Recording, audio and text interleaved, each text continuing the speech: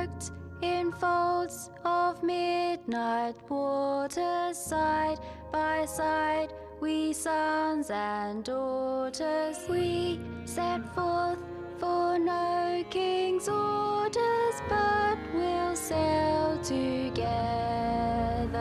Okay, so after the whole Esther drama happened with her finding out she's pregnant, Betsy going down there and consoling her and agreeing to keep her secret, Henry starting his drama up with not wanting anyone else to lay with her, Butcher ordered the termination of Esther's child, and Betsy really lost it. This was one of the first times that Betsy, in almost the whole story, this is one of the first times Betsy actually yelled at Butcher about his choice to have her kicked. Yep. In that time period, when a woman fell pregnant, um, they loved their children, and Betsy knew that Henry wasn't going to survive Butcher's rage because of how he acted out. He stole from the crew. That's what happens whenever you take, that was how Esther was. She was prized, but she was for everyone, not just one man. And Henry was going to pay for that, and Betsy knew that he wouldn't survive it. And she wanted Esther to keep her child because she knew that Esther would want to leave. Because he had given Esther that choice. Only after Betsy argued with him, though, right? Yeah. She didn't want him to kick her. She was a good friend of hers. It was just something she wasn't ready to bear yet. She wasn't ready to watch something like that. Right. And so this led to a huge argument. The first time Betsy ever openly used his name to address him, which was Thomas instead of Butcher, to prove her point and really drive home that he cannot perform a crew kicking on Esther and that she needs to be let off the ship, that she needs to be let go. And while this whole drama's unfolding, we got to meet Theodore, Butcher's new favorite guard. And Theodore got in a huge fight with Henry. Henry tried to attack him because he was trying to lay with his spoils of war, which was Esther, and Henry wasn't having it. And so they got in this huge fight. Weapons were drawn. That's a big no-no on the ship.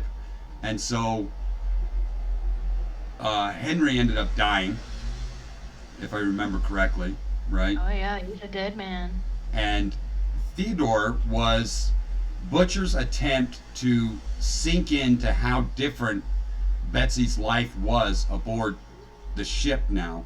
And he did succeed in making Betsy lash Theodore, or Theo, for his actions in front of the whole crew. Man, I remember that. Yeah, he, Butcher was very upset with what had happened, and punishments were ordered, and he wanted Betsy to do it.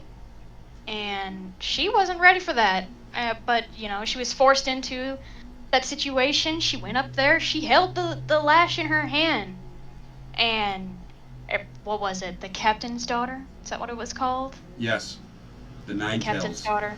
Like, people were just chanting, and whenever she held it in her hand, she's like, she had realized that there had been many men that had been lashed by that. Wouldn't just be Theodore, there were others before him, but she couldn't execute it. She, in London, she grew up on a slave estate. Her father, he had a slave estate. He sold them. That was his trade. And she's seen that stuff before. Constant slave beatings. She watched that stuff. It was her father's entertainment. And she just couldn't go through with it. He wanted her, he was screaming at her to do it, and she's like, no, and she gave the captain's daughter to Bugs, right? Well, it was Yes. Bugs, pretty sure, because Bugs had also gotten gotten himself into a little pickle with the captain and was trying to fix that, and she figured that Bugs could use this to fix that little incidents between the two. And he went through with the lashings, but he couldn't handle it himself either. He ended up leaving the ship after that. Yes. And this also prompted the creation of the Scarlets and the Scarlet Guards. Now, we hadn't actually started the recruitment of them, but this was the first time they were mentioned, and how that would impact and how Betsy was going to run it, all of it, since she seemed to have such a keen interest in women on the ship. Yeah, they had. I can't remember who brought the idea up first, if it was Butcher or Betsy, but Betsy thought it would be a good idea to have more women on the ship, not just. There was only two available at the time, because most of them had died or killed themselves.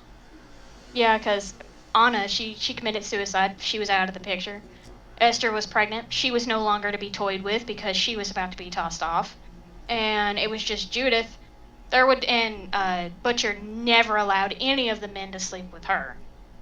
And it was just Judith, and that's not one woman is not enough to cover. How many men is on that ship?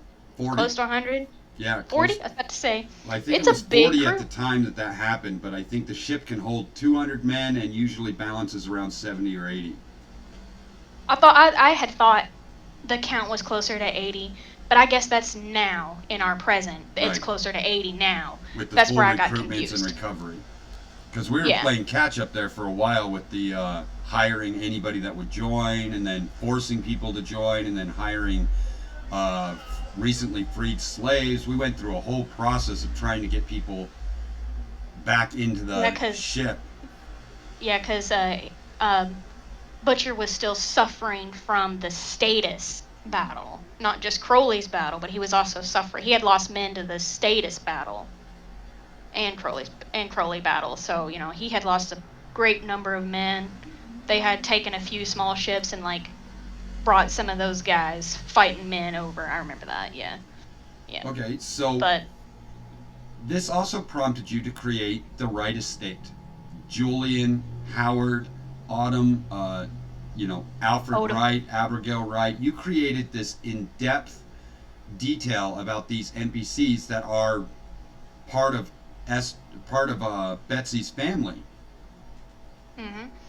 The Wright estate, which is quite obvious, it is the estate that belonged to her family. Her father and mother lived there. That is her home. Julian, when Anna had died, Betsy wrote a letter. She felt that about said her name again. Esther. It's not Esther. It's Anna. Anna, parents deserved to know that their daughter had died, and because a lot of them had believed that they were dead because the status was attacked in the beginning. Right. They and believed Butcher doesn't leave survivors. Betsy was a unique situation. Butcher always kills everybody. He doesn't leave any survivors at all, to anyone's knowledge. Yeah, and that's why they believed that everyone on that ship, including their daughters, were dead. And Betsy had given that letter to some man that was headed to London for whatever he was headed there, with some money that Butcher had given her. She gave it all to him, just to see that letter given to the Odoms, which was Anna's parents. And they had received the letter. That was months ago. And they received the letter, and the letter, she signed her name at the bottom. It said Betsy Wright. And so the Odoms took that letter to the Wright estate. And they felt like that their daughter was dead, but they felt like Alfred and Abigail needed to know that their daughter wasn't dead, or if she was dead, that she was alive at some point to write that letter. And which is important that's when I because that prompts on the whole future plans that we have going on. Oh yeah, our future plans. We won't get into that. That's a secret. So after the after the letter was delivered and so forth, and you created this huge amount of information about the Alfred Wright and Abigail Wright and the Autumns. You had Betsy do her first major surgery, which was a leg removal. What inspired you to do that, and where did you get the research to pull it off? Because this was no run-of-the-mill, grabs a hacksaw, chops off the leg, binds it, wraps it up, and it's wham, bam, done. You put some real detail into this. There was some research done, just a little bit, because I wanted to know how a situation, because it was common that there was like limb removal on a ship due to like decay of the skin, whether it be like an arm or, something happened, Toes, and feet, a legs. limb, yeah. It didn't matter what it was, arm, fingers, it was removed. Salt rot was real bad on ships. Yeah, and that had happened to, his name is Chapman, and he had rot on his leg, and it was hurting him, and he was screaming and crying, and a bunch of men just stormed in on her and was like, "You need to figure this out. Help us. He's got rot on his feet. He won't let you look at him. He doesn't. You're a witch," type thing. He didn't want her touching her. He had no choice. So Betsy also read a lot of medical logs, during her just spare time. Butcher didn't want anything to do with her. He was busy. She would read these logs that come off from other ships. She had gotten some books in port. She had done a lot of studying, and that way she was ready for something like that if it ever happened. Right, so that was how Betsy knew, but you actually did research on how to do this as well, right? Yeah, I did. I wanted to make sure that I was doing it correctly, that on a pirate ship they didn't have a lot of tools, they just did it, Right. So she figured that she would use what she had. I needed to make sure that the resources that they had would be enough to pull it off and keep the man alive, because that man is still alive. He is.